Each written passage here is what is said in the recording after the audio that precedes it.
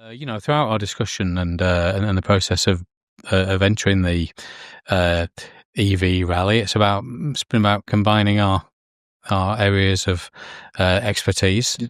and we continue to advance our proposition for you, our customer. In particular, we're adopting more and more electrically powered refrigeration units. Not only are these great for electric vehicles, but they're good news in overcoming the start-stop issue, and the additional programming that vehicles might need to be able to run continually.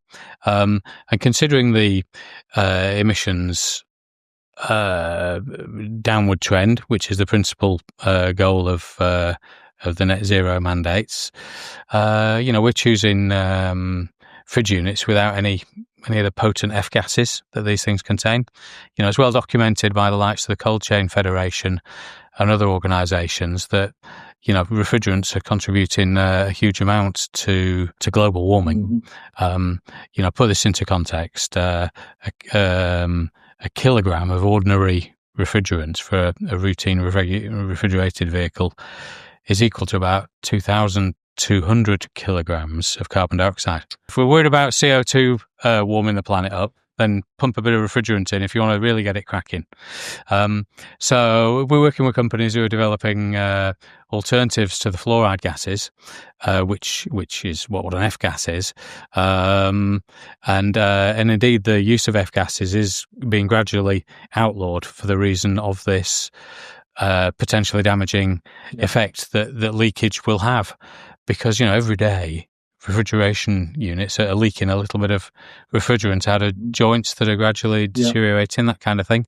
And occasionally something major fails and the whole lot goes. It's generally the case that refrigeration engineers, they're very tightly regulated in terms of what they do with their gas, and they have to account for every gram of it. Yeah, and I think it's an offence for them to recharge an appliance that's lost its gas without curing the leak, because clearly they're just effectively dispatching it into the atmosphere. So we've been working with products that use organically occurring refrigerants, and I guess pretty much any substance can be a refrigerant as long as it's got a boiling point lower than the temperature you want. And that's what it's all about. This change of state, where the change of state causes the absorption of a lot of heat, and that's how the heat can be withdrawn from the inside of the vehicle and carted to the outside. So we found some exciting products from Europe that I think are really going to help to drive the net zero initiative and that Euro 7 concept of fewer emissions from the vehicle at large, really in the right direction.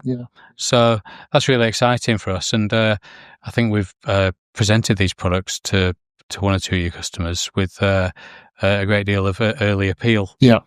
And they fit really well as a concept together. Because it's tackling that. Otherwise, okay, so we've got a nice green EV. It'll be of real interest for those organisations that have got a genuine concern around sustainability and some genuine goals around sustainability. Yeah, for sure, yeah. It will help them a lot, won't it? Yeah, and the larger the fleet, arguably, the quicker they've got to be seen to be moving to satisfy a diverse set of stakeholders of one kind or another. If they're publicly quoted and so on, they can be much less appealing to investors if they haven't got a demonstrably credible and engaging sustainability policy. Yeah. No, interesting times. Yeah. It's really clear that, electric propulsion is going to be a major thing in the future. There's been a bit of seesawing, hasn't there? Yeah. A bit of seesawing, with a few believers that, hydrogen and fuel cells could become viable. But there are snags with that, aren't there? Mainly it's to do with the safe infrastructure for the dispensing of hydrogen. Is that the Yeah, crunch? it's. I mean, there's a few things, isn't there, with hydrogen? It's a bit of a chicken and egg situation, isn't it? There is no infrastructure at the moment, essentially, is there? Unless you're a bus depot. A couple of other things is, hydrogen isn't necessarily clean to produce. It takes energy to produce hydrogen, and that's all you're doing is changing the location. Yeah. And finally, hydrogen has to be transported. Yeah.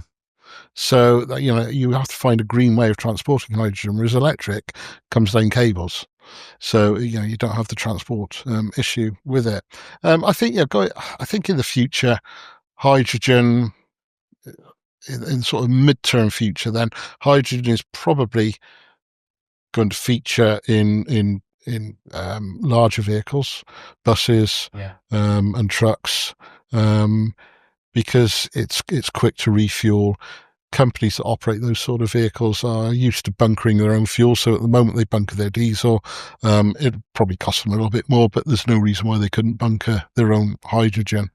But for your lighter vehicles, for your cars and vans, I think we're a long way off it. Yeah. It may come, but I think we're a long way off it. Backing away a little, haven't they? For example, I think Stellantis have reversed away from an earlier commitment they'd made to hydrogen. That includes the brands that we know like Citroën and Peugeot, Vauxhall, and Fiat as well. So all that stable of products has had their hydrogen ambitions scaled back. I think Toyota have been looking at it a little, and also and Toyota have always been interested in it, haven't they? There was in fact Lex Autolease were the first lease company to lease a hydrogen vehicle. So we leased a Toyota car. I can't remember the model of it now, but it was 10 or 15 years ago to University of Birmingham, who had their own hydrogen refueling station at the time. Right. I mean, I suppose the hydrogen thing, it's a bit off track, isn't it? But it's relevant because it's generating electricity for propulsion. That's why it's sort of figured in here.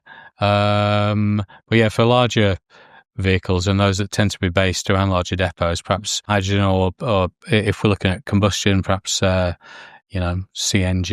Toyota, again, they were looking at burning, they've been developing some ammonia burning engines, haven't they? But apparently ammonia is quite difficult to combust.